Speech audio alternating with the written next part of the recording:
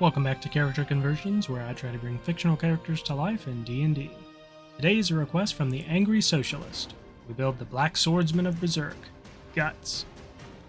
For stats, we'll be using the standard array of the player's handbook divided up as you see here. Our physical stats are our most important, with Charisma bringing up the rear to make sure we are found intimidating by our foes.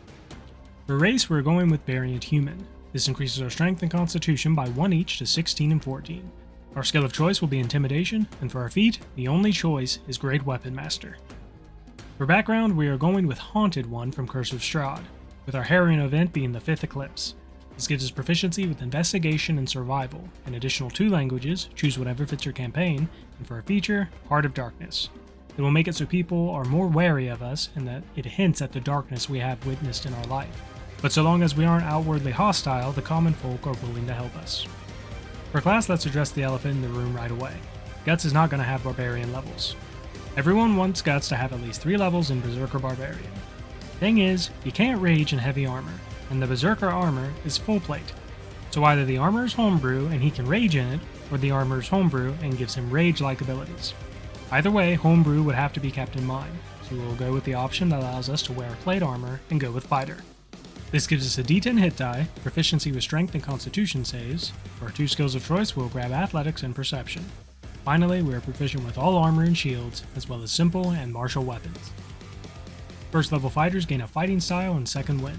Our fighting style will of course be great weapon fighting, allowing us to reroll 1s and 2s with our greatsword.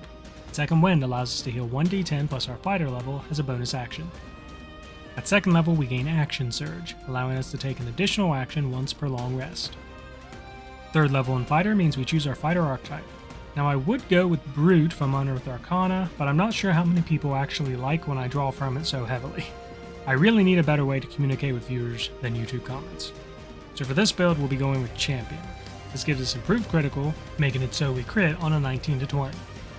As a 4th level fighter, we gain our first ability score improvement. We drop this into our strength, raising it to an 18. At 5th level, Fighter gains extra attack. Now when we take the attack action, we make 2 attacks instead of 1. 6th level fighter is another ability score improvement. We'll trade this for the Heavy Armor Master feat. This increases our strength by 1 to a 19 and makes it so while wearing heavy armor, we reduce bludgeoning, piercing, and slashing damage we take by 3. As a 7th level champion, we gain Remarkable Athlete, allowing us to add half our proficiency bonus to strength, dex, and con checks that don't already get them.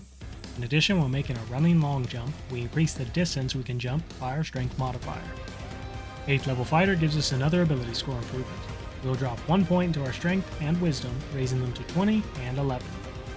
9th level fighters gain Indomitable, allowing us to reroll a saving throw that we fail once per long rest, but we must use the new roll even if it is worse. As a 10th level champion, we gain an additional fighting style. We'll be picking up the defense fighting style, increasing our AC by 1 so long as we are wearing armor. At 11th level, our extra attack improves. Now when we take the attack action, we can make 3 attacks instead of 1. At 12th level, we gain another ability score improvement.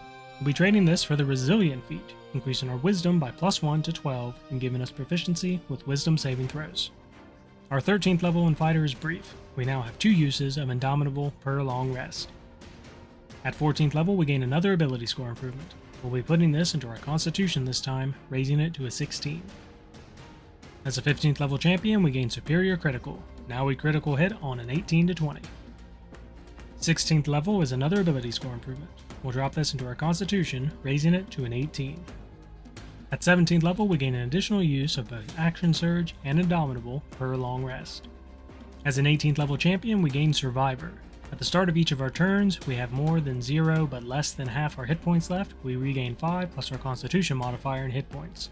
Probably the best representation of how we survived fighting against 100 mercenaries while in the Band of the Hawk.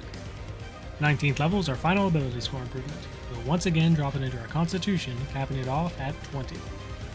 At 20th level, the capstone of our build is the final improvement of extra attack. Now when we take the attack action, we make 4 attacks instead of 1. End result sees us with an average of 214 hit points and an AC in the range of 17 to 19 depending on the type of heavy armor we're wearing. We'll average 12 damage a hit with our greatsword, 48 damage a round. Add in Great Weapon Master and this increases to 22 and 88.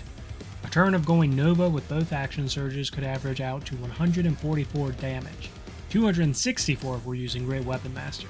And that's all us. No magic or ki or anything. Brute force, tenacity, and a big chunk of iron. The average damage we will deal with a critical hit if we are using Great Weapon Master is 29. Given that we crit on an 18 to 20, this should happen frequently enough. My cursory understanding of Guts' Berserker armor is that it's some kind of artifact that essentially lets him rage once a day as though he had a 14th level Zealot Barbarian's rage beyond death. The armor keeps him going even with wounds that would kill a normal man, but combined with Survivor we always manage to pull through in the end. The Dragon Slayer is probably some kind of adamantine greatsword, probably with a +1 so that it can effectively damage the incorporeal. I could probably do some kind of homebrew video for crafting Guts' gear. Let me know in the comments if you'd be interested. All in all, this build is simple and straightforward. We don't mince words and we don't play around. We kill things. Thank you for watching. Please like, share, comment your opinions or suggestions for new builds. Special thanks to Brandon Yates for the music in this video. I hope all your 20s are natural, and I'll see you next time.